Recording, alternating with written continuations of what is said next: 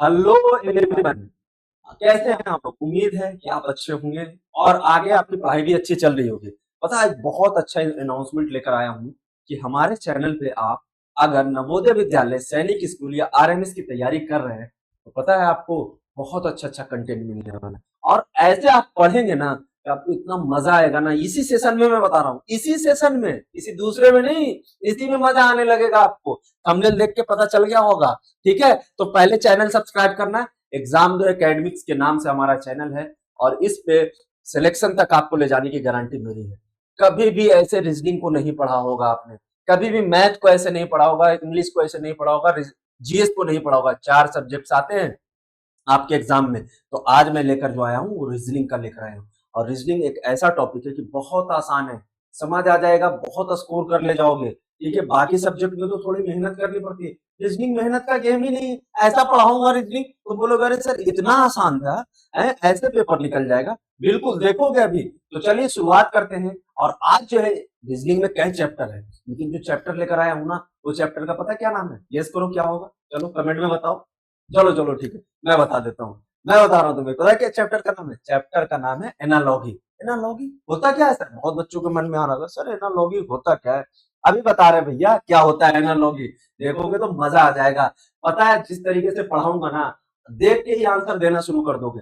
कुछ हमारा तरीका ही डिफरेंट है, तुमने आज तक ऐसा वीडियो नहीं देखा होगा, क्योंकि तुम्हारी जो एज है ना बच्चे, वो अभी छोटे बच्चे वाली है। तो वहां पे क्या होता है ना कि डिफरेंट तरीके से समझाना होता है। बड़े लोग होते हैं उनको तुरंत समझ आ जाता है, बड़े बड़े कंपटीशन की तैयारी करते हैं आईएएस पीसीएस बनने के लिए, उनको अलग तरीके से। लेकिन हमारा बहुत तरीका अलग है। जैसे पहला सवाल लाता हूँ, ठीक है, एनालॉगी का पहला सवाल आपके सामने है और आपको देख के समझ आ रहा हो कि पता नहीं ये क्या बोल रहा है। कुछ नहीं बोल रहा बच्चे, अगर तुम समझोगे ना तो बहुत आसान है। बर्ड का रिलेशन अगर फ्लाई के साथ है, मतलब चिड़िया कहाँ उड़ गई, छत पे जाते उड़ जाती है ना चिड़िया, तो उड़ गई। तो वैसे ही फिश का रिलेशन किससे होगा?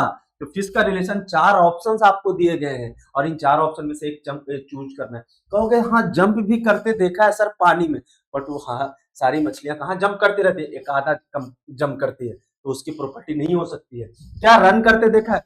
बोला नहीं सर, मछलियां कहाँ रन करती हैं, ये तो आप झूठ बोल रहे हो। हाँ स्विम करते देखा होगा, पानी में रहेगा तो स्विम ही करके बच सकता है, और कोई तरीका नहीं है। क्रॉल का मतलब होता है रेंगना, और रेंगना मतलब क्या होगा कि रेंग कर मछलियां थोड़े ना चलती हैं। तो पानी के अंदर है तो इसका सही आंसर क्या हो जाएगा? स्विम हो जाएगा। लेकिन अगर मैं और इसे अच्छे से समझाना चाहूं तो तुम देखोगे, इस पिक्चर को देखो, एकदम क्लियरिटी आ जाएगी।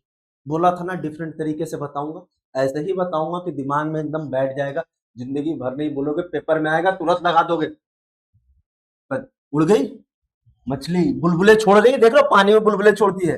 ठीक है, फिश है ये, तो कौन हो गया? मछली क्या करेंगी? स्विम करेंगी। बहुत फटाफट करते हैं, अगले सवाल पे आते हैं और कमेंट में आंसर बताना क्या होगा। जैसे ये है, बुक से हम क्या करते हैं? रीड करते हैं। और अगर खाना मिल जाए तो सबको पता है क्या करते हैं? हाँ, खाना किसके लिए होता है सर? ड्रिंक करने के लिए नहीं होता है, पानी पीने के लिए थोड़े ना होता है, पानी थोड़े ना है खाना। खाने का मतलब है ईट। और कैसे? तुम्हें भी भूख लगी रहती होगी, मम्मी से बोलती हो मम्मी अब पढ़ाई कर लिया, अब मुझे खाना चाहिए। खाने के लिए क्या है? फूड आपको मिल जाएगा। तो आंसर क्या हो गया? देख रहे हो कितना आसान है? तुम्हें लगता है मुश्किल है, बहुत आसान है? दो नंबर तो यही निकाल लिए हमने। हाँ? आगे चलते हैं, अगले स्लाइड पे आते हैं। डॉक्टर कहाँ मिलेगा आपको? तो डॉक्टर का रिलेशन किससे है? हॉस्पिटल से है। तो टीचर कहाँ मिलेगा आपको? टीचर कहाँ मिलते हैं? कौन सा ऑप्शन हो जाएगा? क्या ऑफिस में, लाइब्रेरी में? ये तो सारे होते हैं स्कूल के अंदर।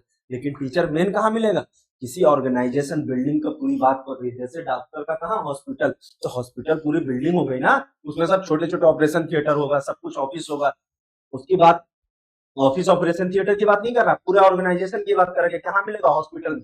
तो टीचर भी आपको कहाँ मिलेगा? स्कूल के अंदर। कुछ इस तरीके से तुम जाते होगे और यहाँ आया डॉक्टर, यहाँ आया टीचर, और यहाँ आया आपका स्कूल। मैडम आपको मारती है कि नहीं मारती है? लेट जाओगे तो जरूर डांट खाओगे, गलत हरकतें करोगे तो मार खाओगे ही खाओगे। चलो अगले सवाल पे चलते हैं हम लोग, ठीक है।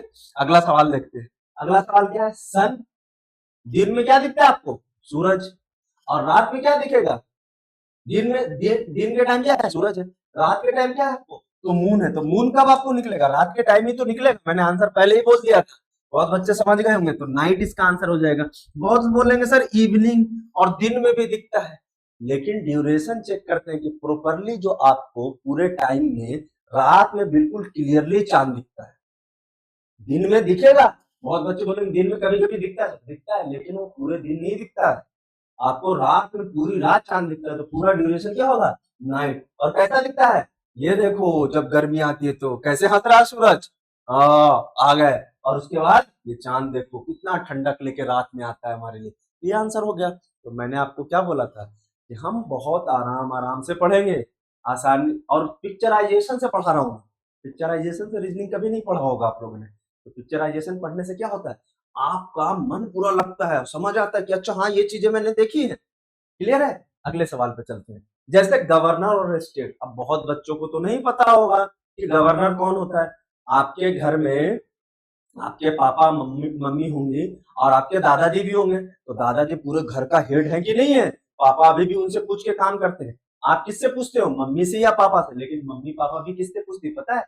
जो घर में बड़े बुजुर्ग होते हैं, जिनके हाथ में सब कुछ होता है। तो वैसे ही यहाँ बोला जा रहा है कि गवर्नर का स्टेट, स्टेट मतलब जिस राज्य में हम लोग रहते हैं। आप किसी राज्य में रहते होंगे, मान लो गोवा में रहते हैं, दिल्ली में रहते हैं, या फिर यूपी में रहते हैं, किसी राज्य में भी आप रहते हैं। तो गवर्नर का जो रिलेशन स्टेट के साथ है, मतलब पूरे राज्य का बागडोर, एक तरीके से देखा जाए तो गार्जियन है वो। गार्जियन का काम कौन कर रहा है? गवर्नर कर रहा है। तो वैसे ही प्रेसिडेंट जो होता है वो पूरे कंट्री का बागडोर उसके हाथ में होता है। भारत में कितने राज्य है? 28 राज्य है।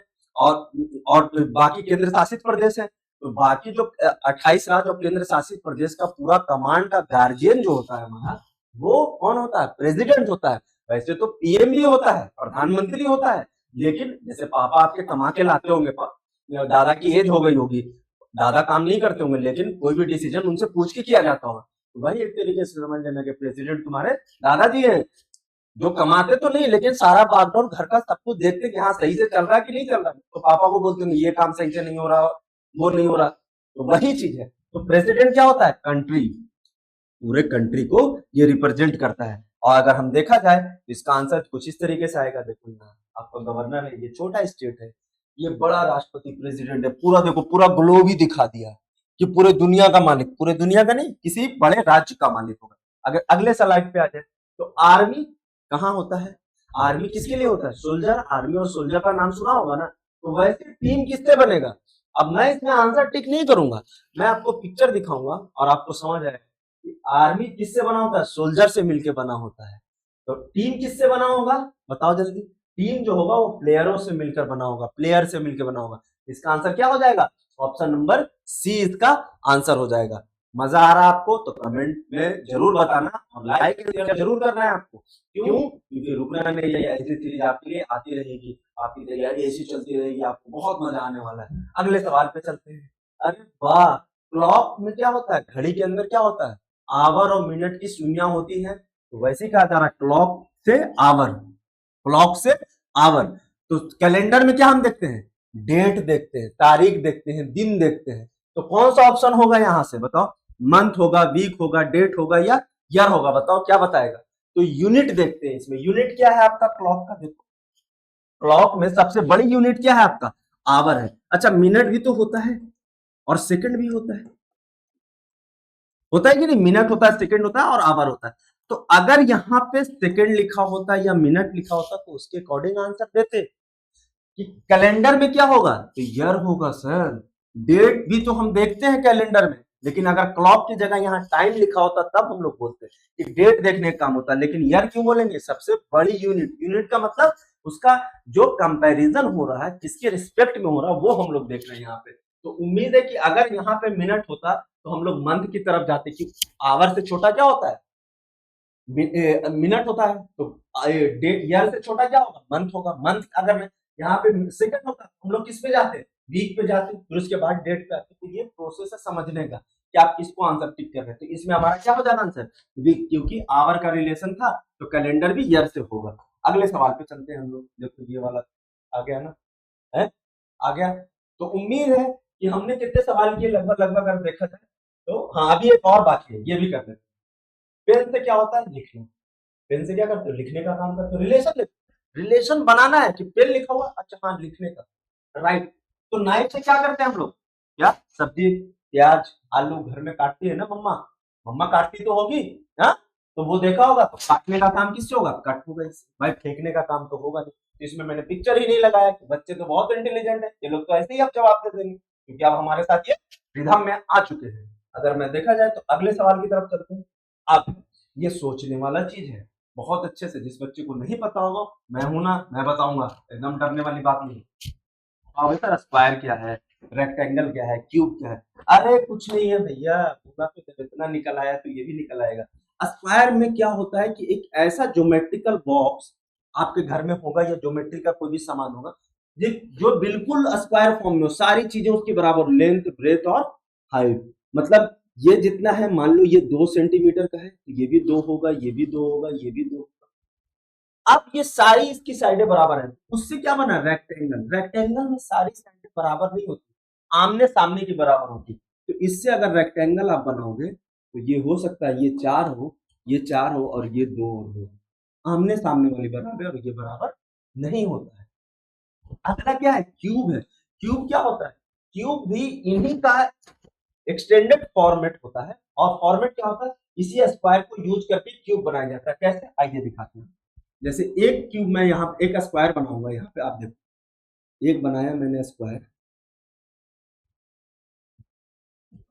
देखो एक स्क्वायर पे एक स्क्वायर चिपका दिया। अब आपको दिख रहा होगा ये डब्बा रखा हुआ है, डब्बा रखा हुआ ना, तो एक क्यूब है, इसकी सारी साइडें बराबर है। इसमें क्या है, मान लो ये 2 है, इसकी चौड़ाई है 2, और ये इसकी ऊंचाई भी इसकी 2 होगी। ठीक है, तो ये क्या है, एक डब्बा है, कमरा मान लो, जिसकी लंबाई चौड़ाई सब बराबर है। लेकिन एक अब ऐसा कमरा बनाना है जिसकी लंबाई चौड़ाई जो है सब अलग अलग हो, तीनों अलग अलग हो। तो हमने क्या किया, फिर से रेक्टेंगल यूज करेंगे हम लोग, और फिर से रेक्टेंगल के ऊपर एक और रेक्टेंगल बनाएंगे। अरे तुम लोग तो बहुत होशियार हो, बना भी लिया इतनी जल्दी। बहुत सही, बहुत सही, बहुत सही। और ये देखो, ये रेक्टेंगल दिख रहा है, ये ऐसा बक्सा दिख रहा है, घर में बक्सा बक्सा रखा होगा, हाँ? तो इसको क्या बोलते हैं, जब इसकी लेंथ मान लो ये 2 है, ये इसकी चौड़ाई हो गई 4 और इसकी ऊंचाई हो गई 6, तो ये अगर अलग अलग आए तो उसे क्या बोलते हैं, क्यूबाइड बोलते हैं। बच्चा क्या बोलते हैं उसे, क्यूबाइड। तो यहाँ आंसर क्या हो जाएगा क्यूब का, क्यूबाइड। ऑप्शन नंबर सी इसका आंसर हो जाएगा। बहुत अच्छा सवाल था, इसलिए लास्ट में रखा है कि थोड़ा इसमें कॉन्सेप्ट भी मुझे बताना है, आपको समझ आया होगा कैसे हमने कैसे कैसे ड्रॉ किया दो चीजें। बाकी क्या है कि अगले वीडियो में आपसे मिलेंगे, और अच्छा लगा तो अपने दोस्तों तक, स्कूल में जो बच्चे हैं, तुम्हारे साथ के दोस्त यार हैं, उनको जरूर शेयर करना। मिलते हैं आपसे अगले वीडियो में। Okay, bye, have a nice day.